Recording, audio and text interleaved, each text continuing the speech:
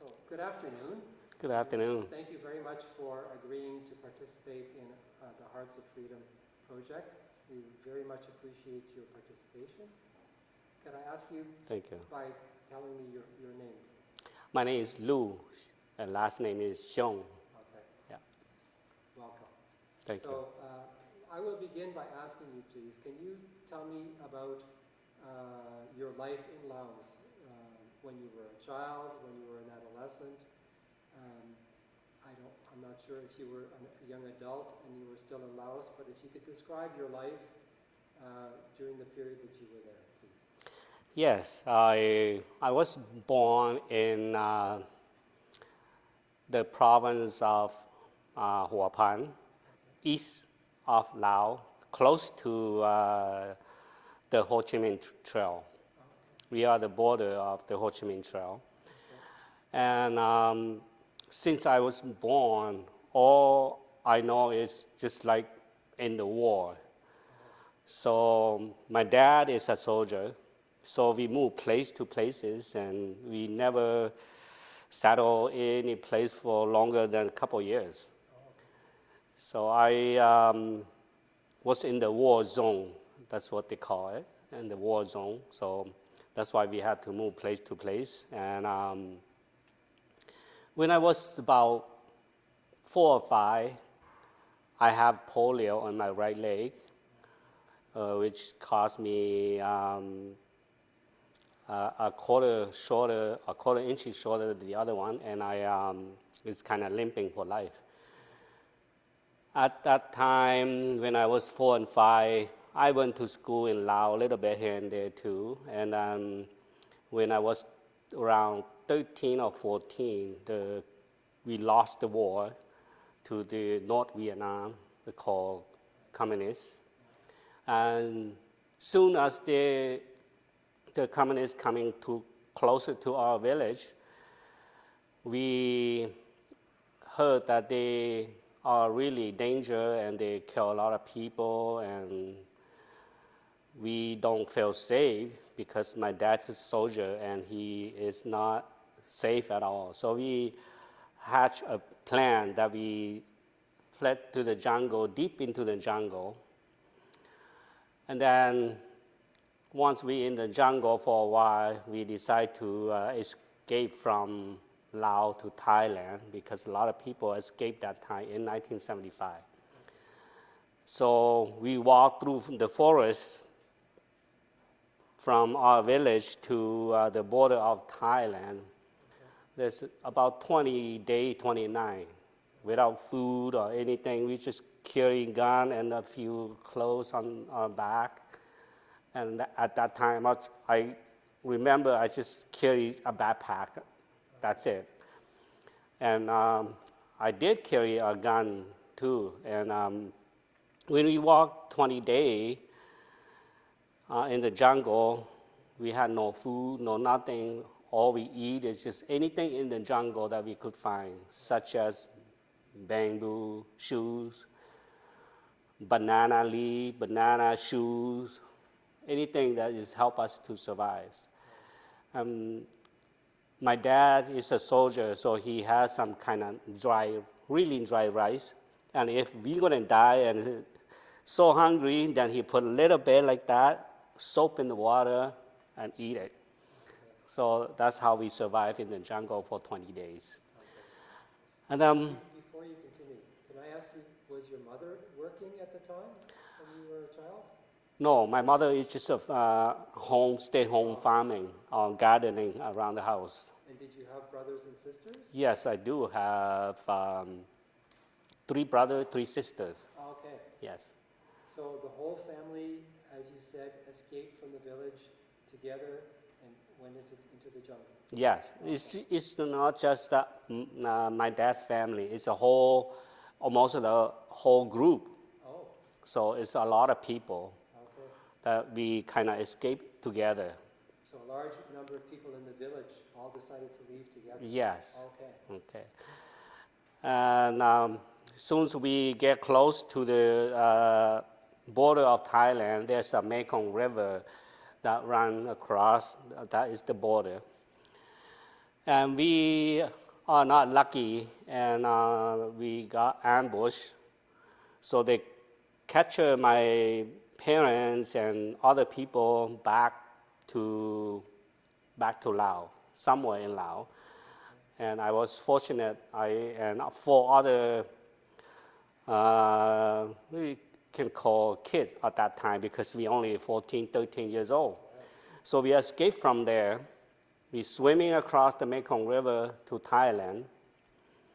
And then from there, they put us into a refugee camp in. So you said that you were going towards, the group of you were going towards the border of Thailand, and, Yes. and you were stopped by soldiers.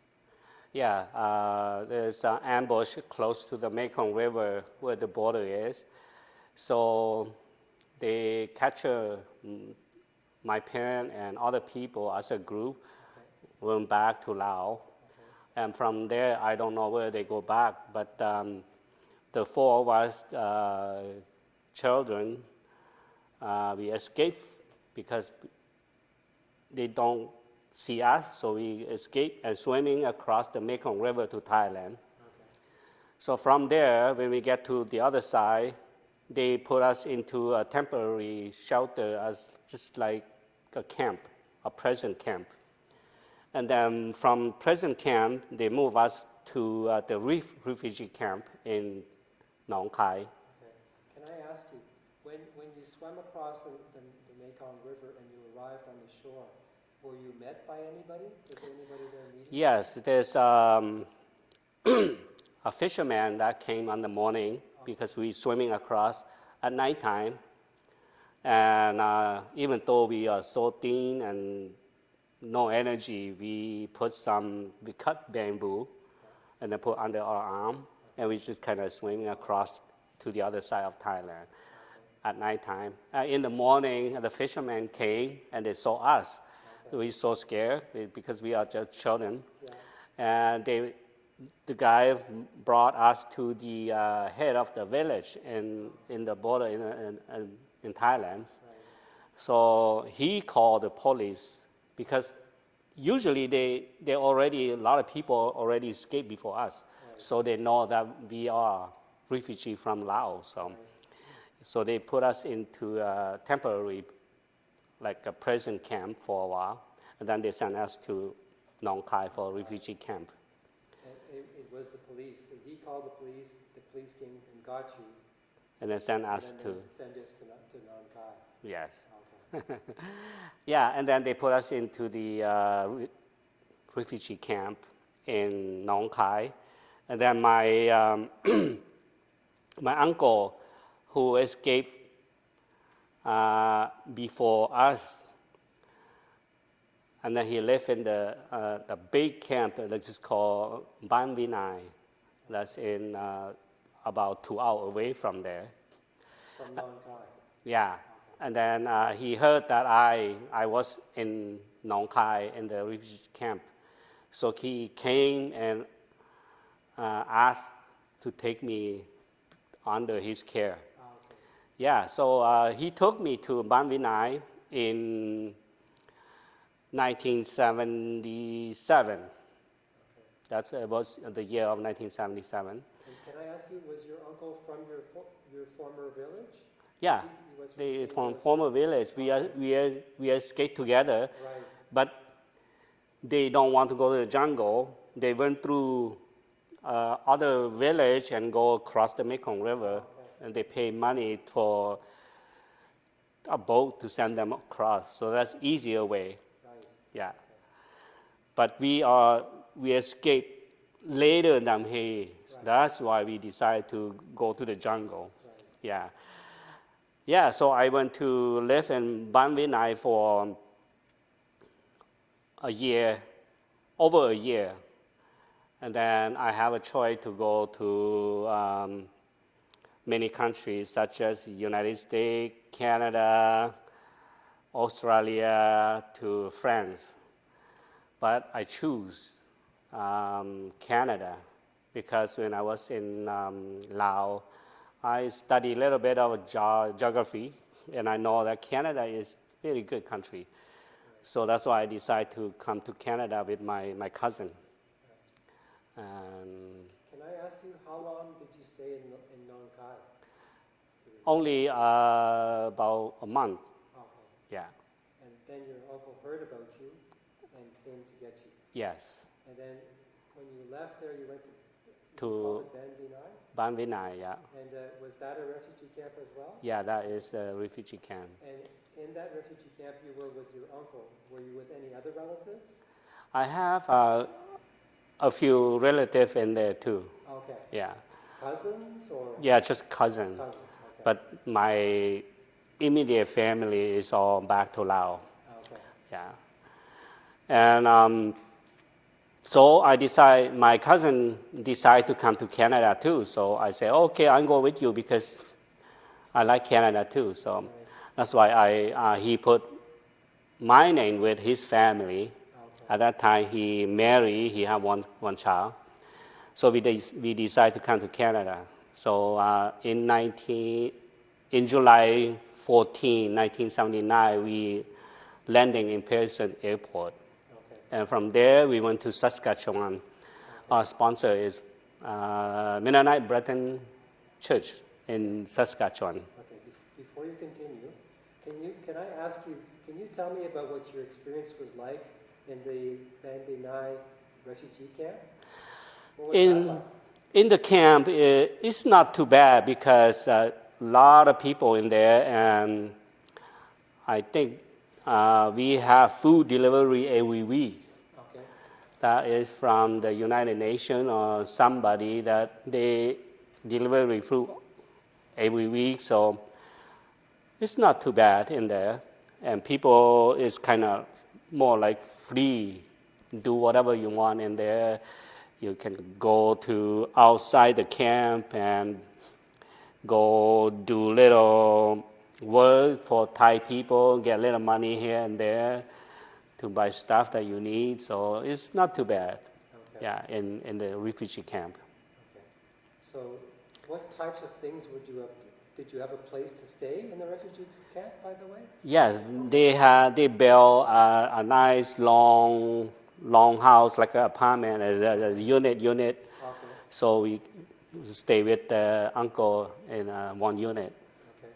Okay. And during the days, were there things that you would do all the time, or were there activities you participated in? During the day, I went to school in there.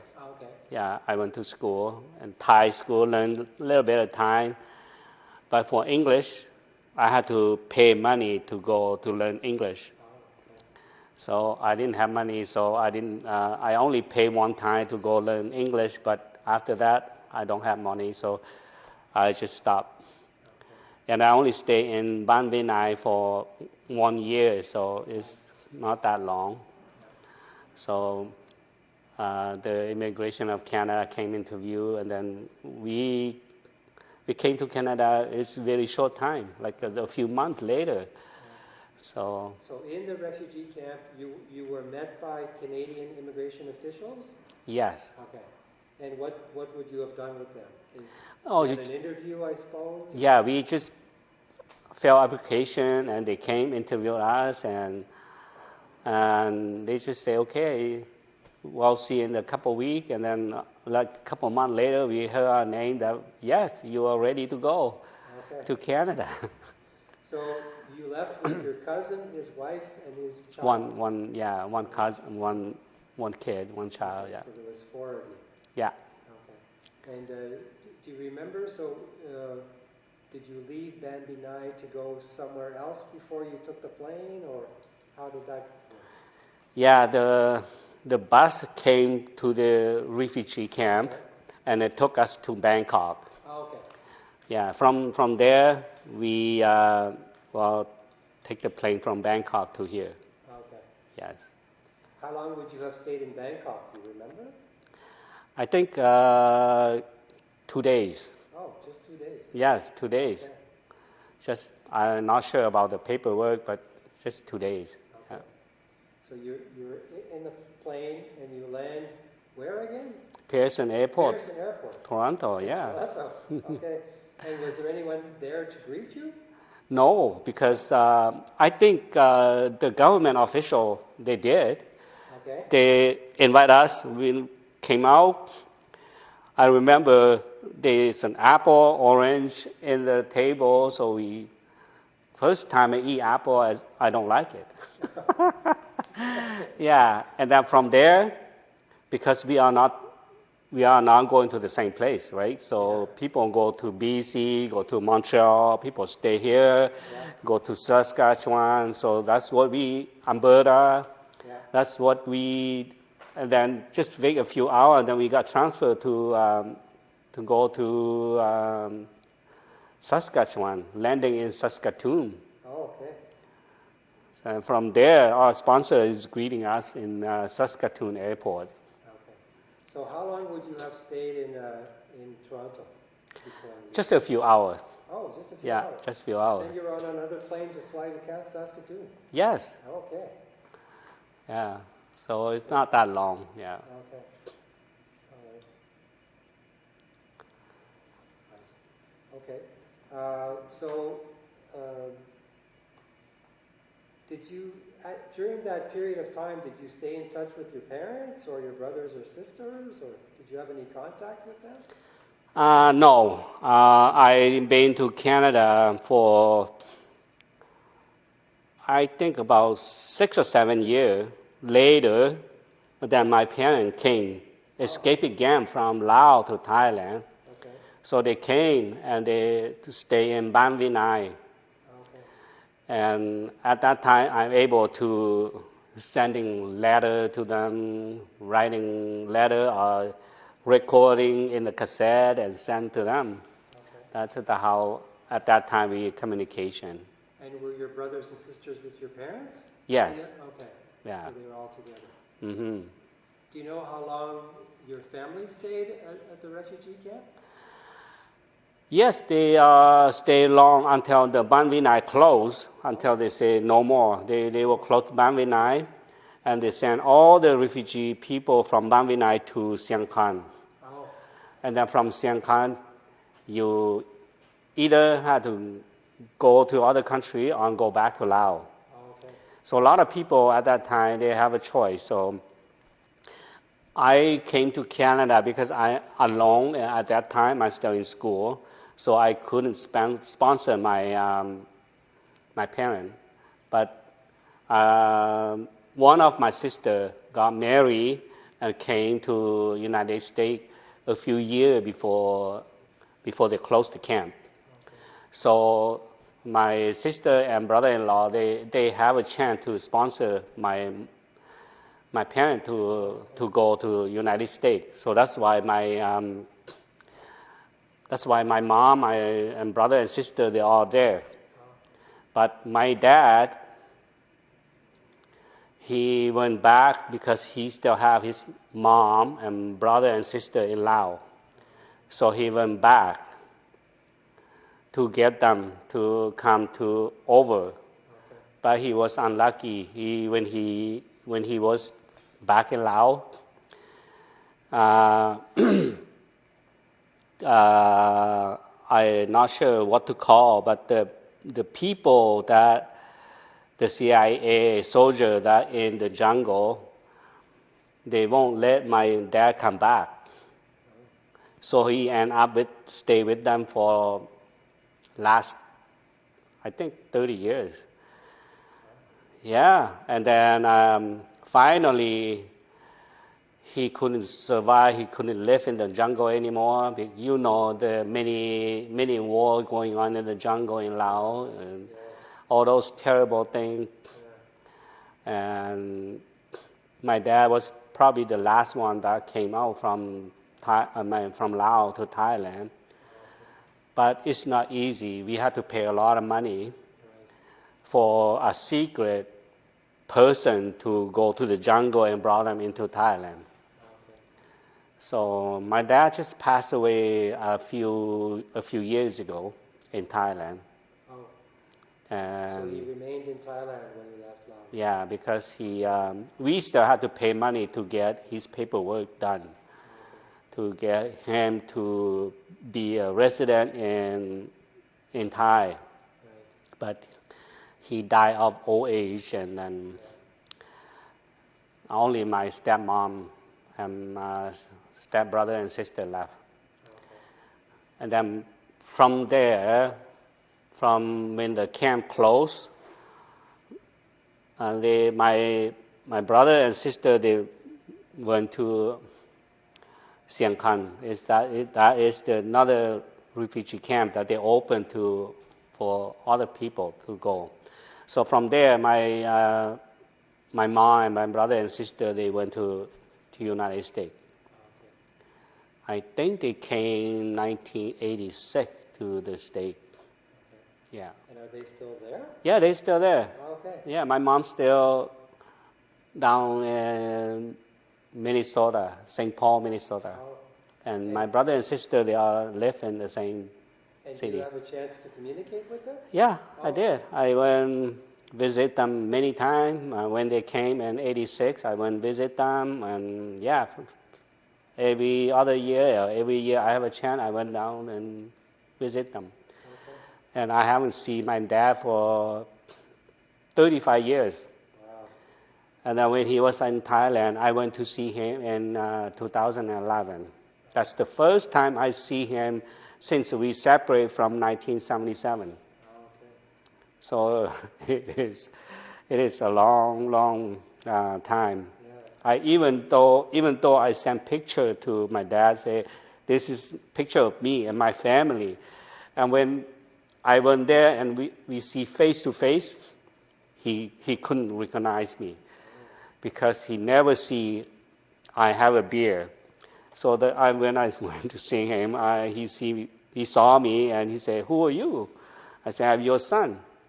Yeah, I told him that is your son Lou, and then he was so surprised and he's crying. Yeah, and we are so emotional at that time for a while. But yeah, after 30 or some years that we never see each other, is so amazing again to see my dad. Yeah. And then he passed away, I think, 2013. Yeah. When you left Laos and you came to the refugee camps in Thailand, were you still a single man at the time? Yes, I was a single man. I came to Canada when I was 15 years old Okay. with my So you cousin. were a very young man. Yeah, very young at that time, and like I told my mom and my dad that, yeah, I came to Canada without guidance, without love, without nobody's support. So I had to work hard for myself. Okay. So you went to, you said you arrived in Saskatoon, Yes. and did you settle there? Did you live there for a period of time? Saskatoon is just the airport and the main city, but our sponsor is just about an hour away from there. I see. Okay. So it's called Vatros. And yeah, close to Saskatoon. Okay. Yeah. So and how long did you live with your sponsor? I lived there until 1982. Oh. And then my cousin, from 1981, my cousin decided to move to Kitchener-Waterloo because a lot of our Hmong community in here. Yes. So we are just alone in there. Okay. So my cousin decided to move to Kitchener. At that time, I'm still in school, so I stayed with my sponsor until I finished school. And then after the school ended, and I came right after that too. When you say you finished school, do you mean high school? Yeah, just a Okay. high school. So you completed high school. Mm-hmm. And then? Not complete, but just the year that is Right, ending. right, okay. Yeah. And then, so then you left and you came to Kitchener. Yeah, I came to Kitchener. But he is not living in Kitchener. He moved to Markham. Oh, okay. So he lived in Markham. Because at that time in Markham area and Scarborough there, we have about 6 or 7 family Hmong people live down there too. And because down there have more job at that time, so he went there to work. Okay. So I came there to Kitchener for like briefly, and then I moved back with him to Markham to stay in Markham to finish my schooling in Markham. Actually, I finished high school in Stouffville. Okay. Stouffville, and then when I didn't graduate in high school yet, I only in grade 11.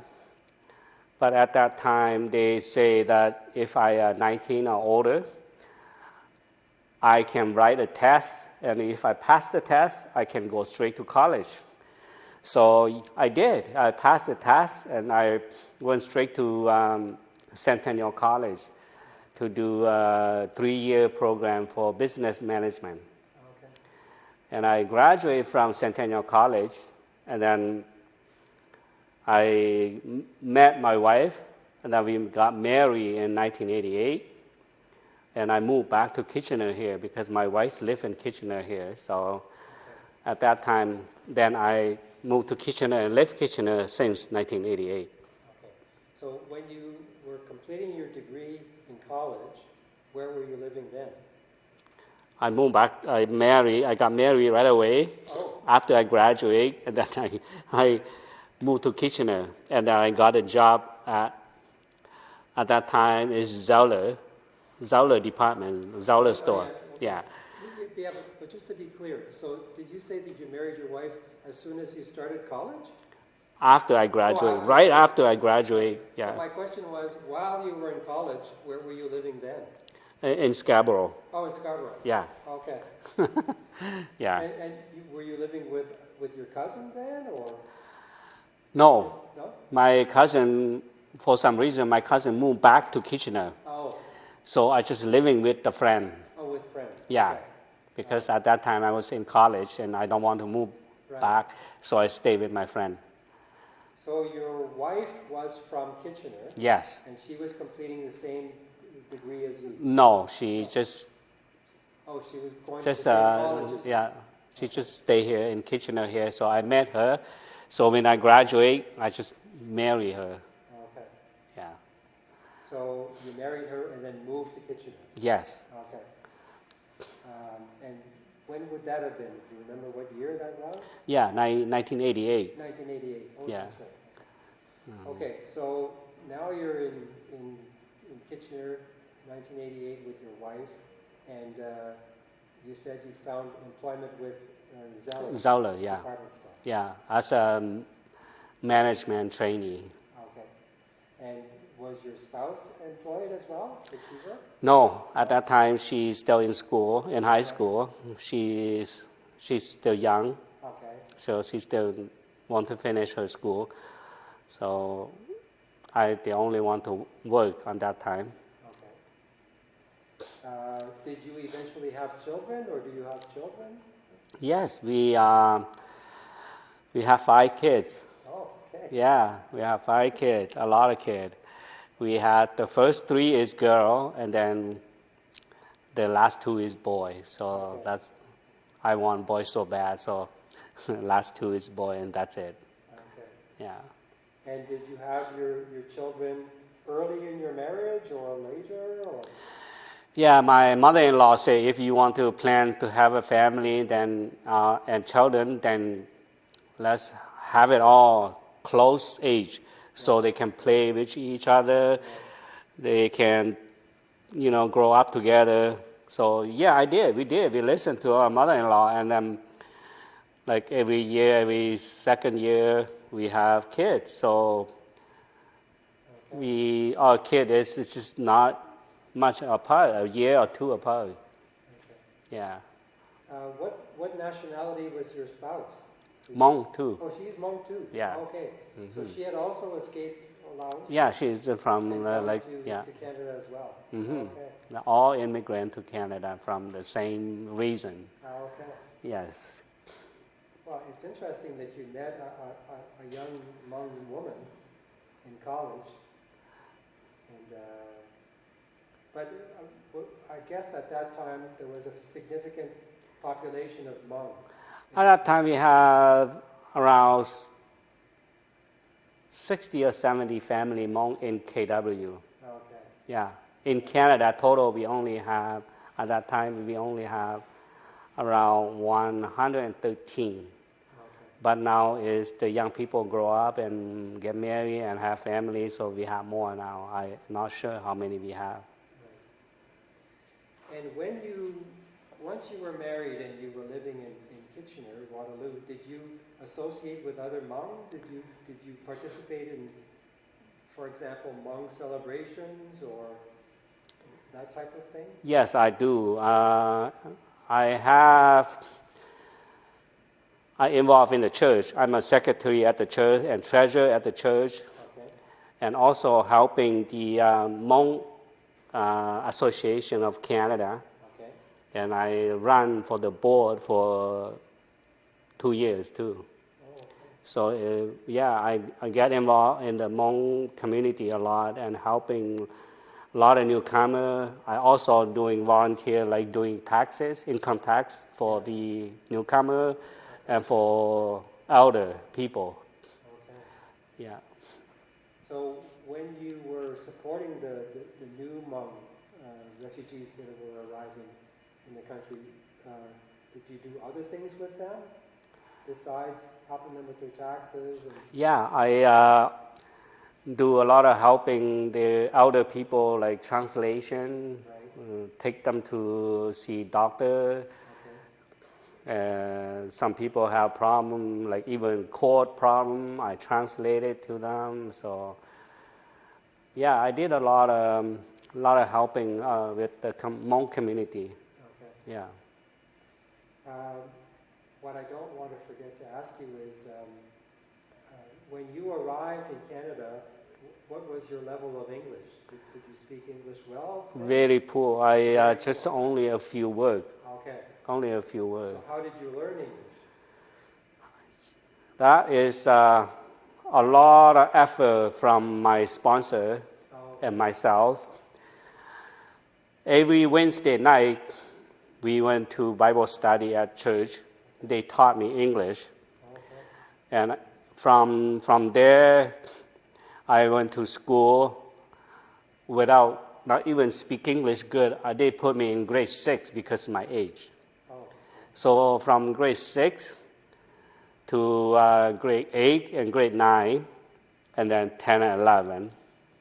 So I skipped a couple classes in between. Most of my learning is from talking. I'm not a shy person, so I always talk and ask questions and watch TV, learn from people. So all sorts of English that I can pick up. Okay. Yeah. And your spouse, was she fluent in English? Yeah, she went to school and she also speaks English well too. Okay. Yeah. Okay. Enough to survive in Canada. Okay. Yeah. And at this time, are you still employed or? No, I have health issues, so I not employed at all. Okay. What about your spouse? Yeah, she's working full time. Okay. Yeah. And your children now, how old would they be? My oldest is 30, Okay. and my youngest is 22. So Okay. they're doing good. So they're all independent.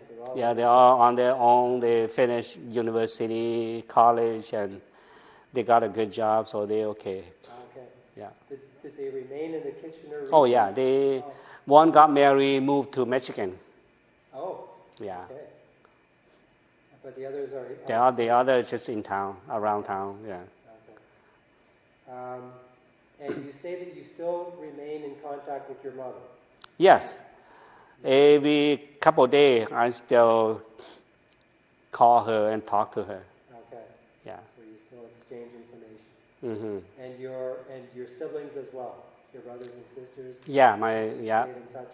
We do email, we FaceTime together, and a lot of stuff like that. So yeah, we still contact each other. Right. So when you think back about your experience of leaving Laos, I mean, my understanding is that you had to leave Laos because the political situation was becoming dangerous Yes. at that time, and the economic situation was changing.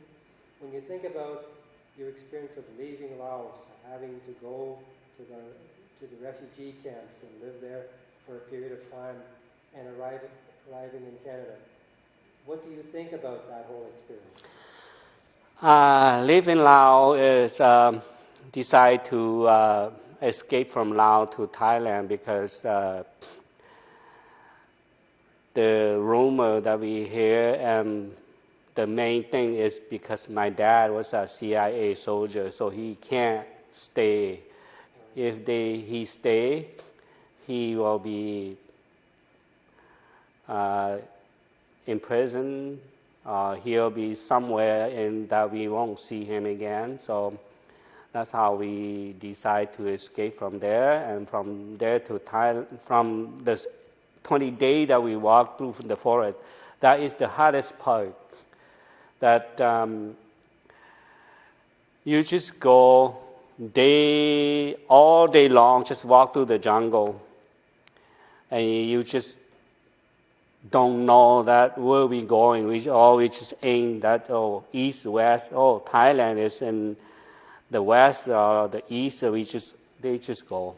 So we just kind of walk until we reach the Mekong River. Then we know that is the right direction. Yeah. And hard part is that we had now no food, no nothing. And we see a lot of people die of malnutrition, nothing to eat. And we see a lot of people that got shot from ambush. And it's terrible that when you walk and you through the jungle and you see people dying on the jungle, and people die of hunger, die of ambush, killing, things like that. It's so sad, and we're so scared. But we went all the way through to the border, and unluckily my parents get captured back. They also shoot them too. But they didn't nobody get killed. Because they stay as a group and they say we give up, so they just capture them all, and nobody get harmed on that time. So yeah, and then from there to Thailand is very, very lonely for me because at that time was at young age, and I don't know what to do with my life, and just stay with my uncle in the refugee camp. And then I just want to go to other country because in the refugee camp you're just waiting for food and doing nothing. So I heard that you go to other country, you have a chance to go to school, to go to do stuff. So my purpose in life, I really want to study hard to become somebody. So that's why I say, well, I'm not going to sit in the refugee camp here and waiting for my parents to come. So that's why I decided to come to Canada with my cousin. And then when I get to Canada, it's just a very strange country. It's don't know much English, and you live in the prairie like Saskatchewan. It's so lonely and cold. And we came on the summertime. We get there in July, and it's nice, hot, and all that. But one day, one morning, you wake up in October or November, it's all white, and you say, wow, what's this? You heard about snow, but this is actually, you see it. Run outside and feel the snow, and it's so amazing. And the first time you see snow, and then from there, you live in the cold country, and you're lonely, and have no parent, no support. And I live a hard life, really hard life. And during my college, I had to work so hard. I worked like for a cleaning company. I work at night, and daytime I went to school. So It was a challenge. yeah, it's a lot of challenge for me, and I worked to pay my schooling at that time, and like I told my kid that I worked so hard when during the time that I'm in college. During lunchtime, lunch break, I don't go for lunch, I don't eat nothing, or I don't pack nothing. During lunchtime, I went to the library and told my friends, say, wake me up when the time comes to go back to class. I'm so tired because from working at nighttime. So I just go put my book in there, put my face down, and take a nap for half an hour or so.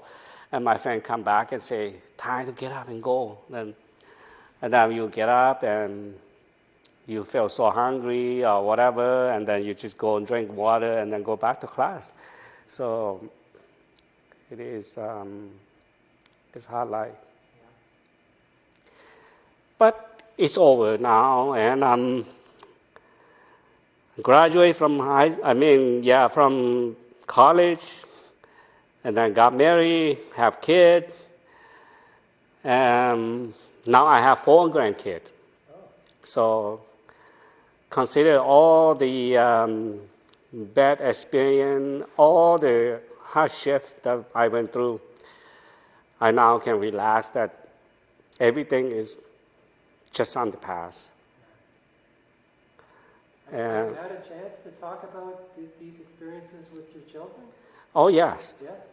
I wrote a story and give it to them, and they read, and they say, Dad, you are an amazing person.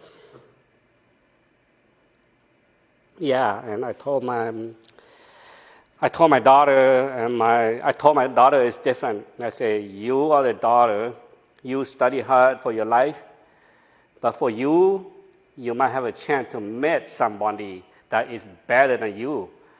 But for my son, I say, you, the co-owner of yourself, and you have to build your life together no matter what. So you have to be better than your wife. If you're not doing good for yourself, then you're not going to get a good wife. So you have to study hard, be a man.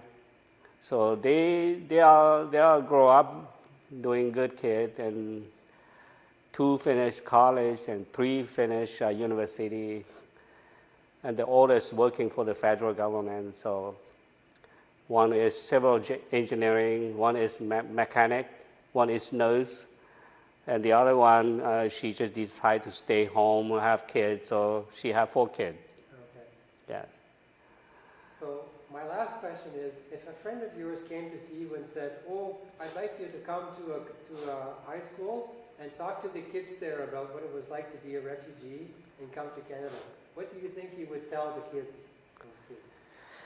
I will tell my story, and I will encourage them to work hard and to start a new life, and don't be scared to learning, open yourself to a lot of learning, a lot of opportunity in Canada.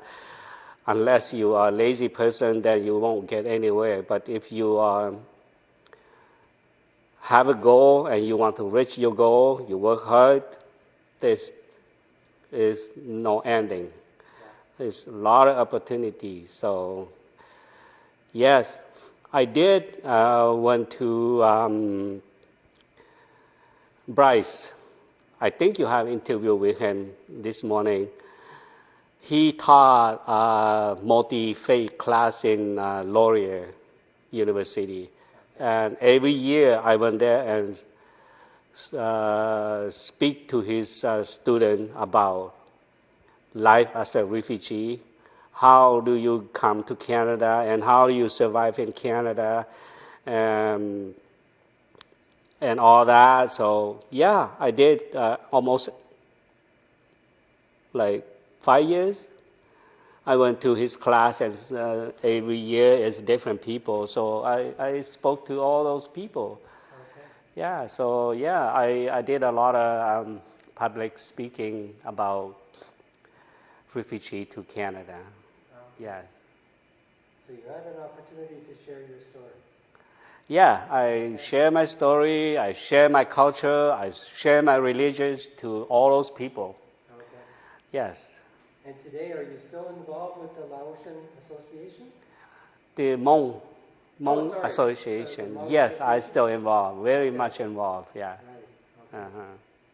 good, Yeah, this is my community and my people, yes, and we still working together to help our children, grandchildren to understand our culture, our religions, and make sure they keeping our culture here and there, language too.